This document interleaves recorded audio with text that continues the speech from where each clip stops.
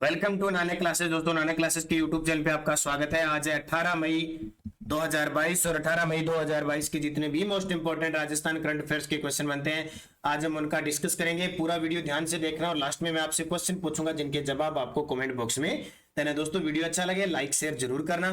तो स्टार्ट करें एक मोटिवेशनल स्पीच के साथ कि जिंदगी मिली है तो कोशिश करना न छोड़ो। जिंदगी मिली है तो कोशिश करना न छोड़ो।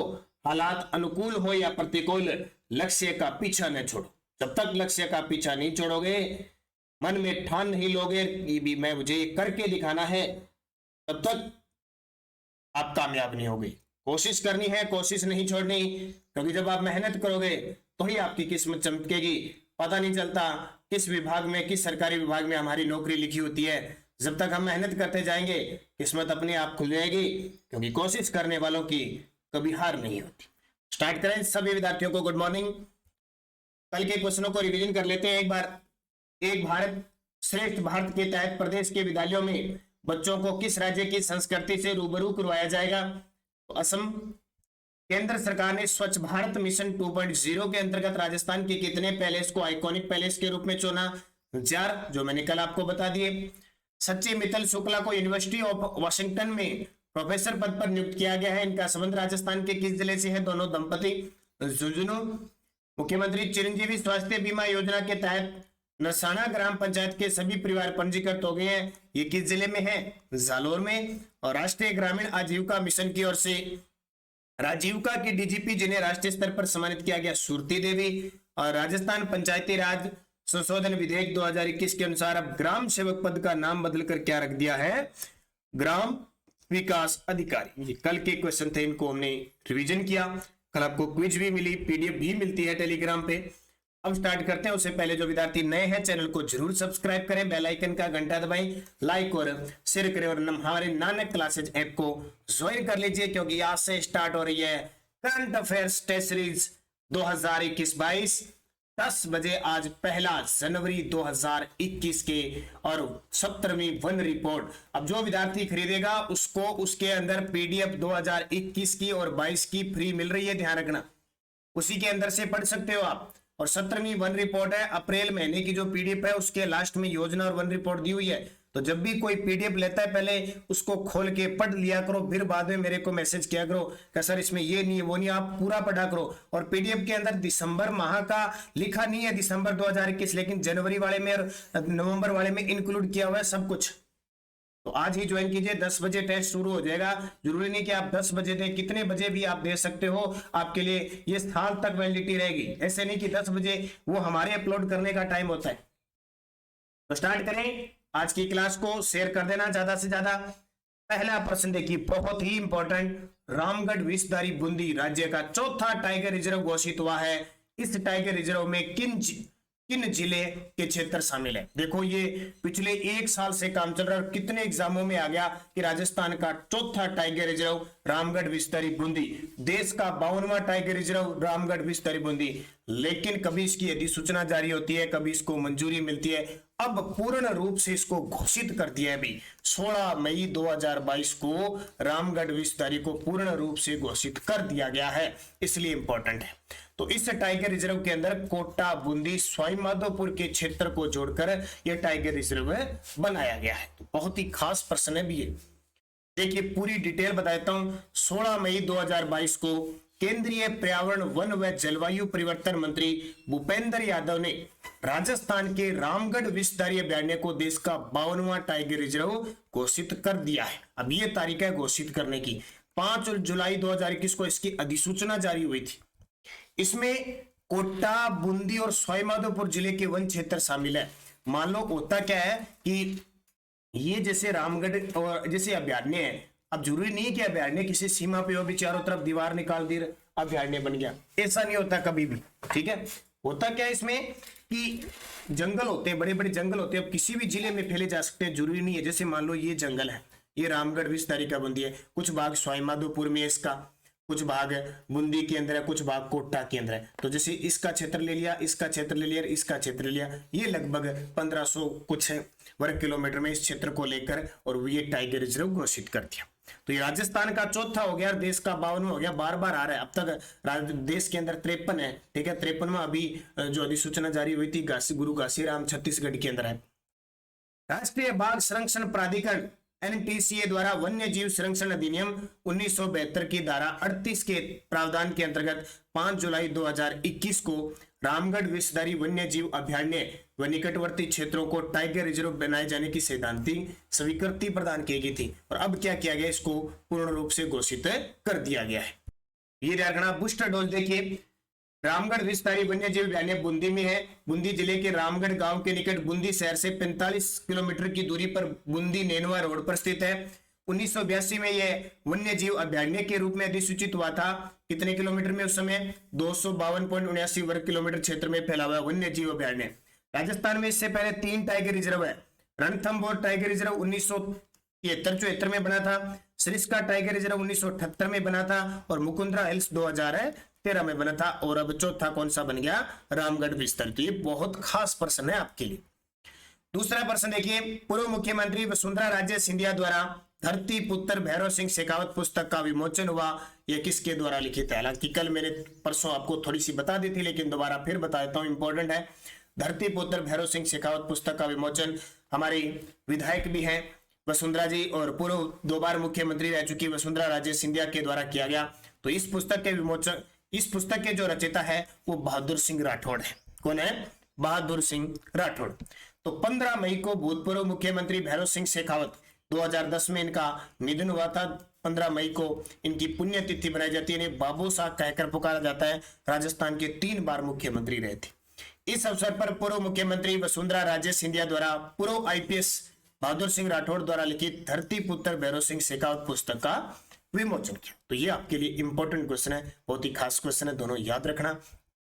आज मैं कुछ क्वेश्चन आपको आर्थिक समीक्षा 2020-21 के क्वेश्चन करवाऊंगा, क्योंकि कांस्टेबल में 1-2 पारियों में क्वेश्चन आए थे, हो सकता है आने वाले एग्जामों में आ जाए, इसलिए 2-3 प्रश्न ऐसे लेके आए जो आपको परीक्षा की दृष्टि से इंपॉर्टेंट होंगे।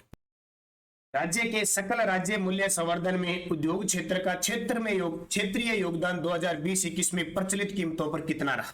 यानी उद्योग का क्षेत्रीय योगदान प्रचलित कीमतों पर किसपे? सकल राज्य मूल्य संवर्धन में उद्योग क्षेत्र का योगदान 2020-21 की आर्थिक समीक्षा के अनुसार कितना रहा? तो 24.80। अब ये वैसे तो आर्थिक समीक्षा 2021-22 की आ चुकी है, लेकिन फिर भी ये पुराने आंकड़े पूछे गए, इसलिए मैं 2-3 प्रश्न लेके आया हूं। हो सकता है एग्जाम में फिर आ जाए रिपीट, तो आपके लिए इंपॉर्टेंट हो। तो 2020-21 में प्रचलित कीमतों पर अगर योगदान देखें उद्योग का तो 24.80 है। विनिर्माण क्षेत्र का देखें तो 9.31 है और खनन क्षेत्र का देखें तो 4.15% है। नई राजस्थान औद्योगिक विकास नीति कब लागू की गई? नई राजस्थान औद्योगिक विकास नीति कब लागू की गई? 1 जुलाई 2019 को। अब ये प्रश्न कभी पुराने नहीं होते। नई राजस्थान औद्योगिक विकास नीति 1 जुलाई 2019 को लागू हुई थी। 1 जुलाई 2019 राजस्थान औद्योगिक विकास नीति 2019 लागू की गई। रिको द्वारा वित्तीय वर्ष 2019-20 से इस दौरान 118.82 एकड़ भूमि विकसित की गई। और ये रिको का प्रश्न आता ही आता है। राजस्थान में औद्योगिक विकास के क्षेत्र में सर्वोपरि संस्था रिको, जिसकी स्थापना पहले 1969 में खनिज विकास विभाग के साथ हुई थी और बाद में स्वतंत्र रूप से 19। अभी राजस्थान पुलिस के अंदर एक प्रश्न आया था कि रिको द्वारा 4 एग्रो फूड पार्क कहां स्थापित किए गए? तो आप सारे जानते हैं, एक तो श्री गंगानगर के अंदर है, एक आपका जोधपुर के अंदर है, एक आपका कोटा के अंदर है और एक है अलवर के अंदर। 4 एग्रो फूड पार्क है। ये बार बार पेपर में पूछा जा रहा है, तो याद रखना इसको। राजस्थान सकल मूल्यवर्धन GSVA में प्रचलित कीमतों पर वर्ष 2020-21 में कृषि और संबंधित क्षेत्र का योगदान। ये किसका आंकड़ा बता रहा हूं मैं? 2020-21 का आंकड़ा बता रहा हूं। तो ये कितना रहा? कृषि और संबंधित क्षेत्र का। कृषि और संबंधित क्षेत्र का मतलब है कृषि से संबंधित पशुपालन, मत्स्य पालन, ये सारे से संबंध रखते हैं उनका। तो ये है 29.77। अब मैंने आपको कहा था ना कि आर्थिक समीक्षा ऐसे नहीं कि पूरी डिटेल से पढ़ते रहो, फिक्स। अब जैसे ये प्रश्न है, अब ऐसे प्रश्न इतने पेपर में आते। तो राजस्थान सकल मूल्यवर्धन प्रचलित कीमतों पर वर्ष 2020-21 में कृषि और संबंधित क्षेत्र का योगदान होता है। और कई अपवाद भी प्रश्न आते हैं, वो छोड़ने वाले होते हैं, ध्यान रखना। तो मूल्यवर्धन में प्रचलित कीमतों पर कितना? 29.77।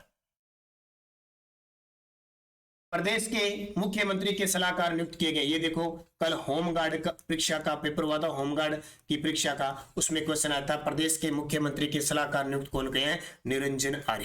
तो ये पूछा जाएगा, इंपॉर्टेंट है आगे भी। अब लगातार आपको मैं क्लासेस दे रहा हूं और टेलीग्राम पे आपको मैं स्पेशल स्क्रीनशॉट डाल भी दे रहा हूं। ये देखो सीधे सीधे प्रश्न आ रहे हैं, इसलिए आप रोज सुबह रूटीन बनाइए 15 मिनट की इस क्लास को। 7 बजे जो क्लास आती है उसको निरंतर देखें। और राजस्थान जीके 9 बजे हमारी क्लास आती है। अगर आपने राजस्थान जीके की शाम को 9 बजे वाली क्लास देख ली, आपको किताब उठाने की जरूरत नहीं है, लेकिन निरंतरता रखनी आपको जरूरी है। और इसके अलावा भी हमारे कंप्यूटर अनुदेशक परीक्षा की जो तैयारी कर रहे हैं उनके लिए टेस्ट सीरीज चल रही है।